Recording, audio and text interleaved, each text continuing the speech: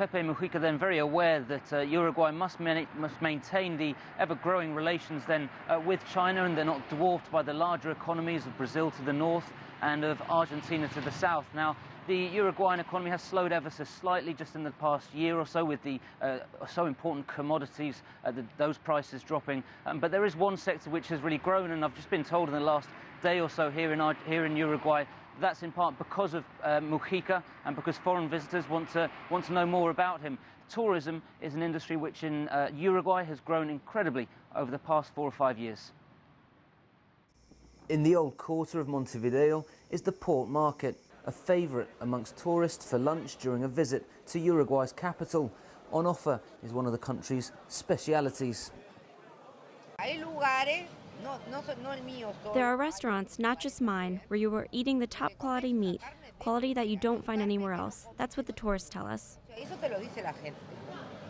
This old market is just one of the city's attractions, but for many visitors, one of the reasons to travel to Uruguay in the past few years has been the charismatic leader, President José Pepe Mujica. Brazil, Turkey, Argentina.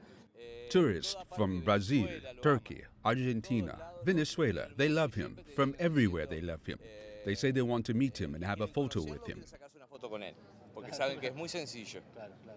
The well-known president and successful national football team are just some of the factors that lead to Uruguay becoming increasingly popular around the world. Tourism has grown rapidly in Uruguay over the past 5 years. The sector has expanded by 40% to what is now a $2 billion industry for the country. According to the Ministry of Tourism, this growth is largely due to the South American market. Uruguay is seen as a relaxed holiday option by its neighbours, even if this year there has been a slight dip in the number of visitors. Our principal market is Argentina. And in the last 2 years, the Argentinians has difficulties to reach dollars and to go outside.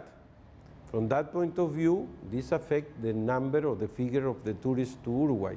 But the state of that, the Brazilians are coming in an important number. We receive 5 years ago, 170,000 Brazilians per year. Now we have 400,000 Brazilians. Even if the economy in neighbouring Argentina affects Uruguay's largest market, with recent trips by the tourism ministry, and that includes China, Uruguay hopes to attract more visitors from Europe, Asia, and maintain growth in this sector. Joel, it's a fascinating look at the inner workings of Uruguay. We get it, the economy and tourism very big, but what are some of the other key issues in the upcoming elections?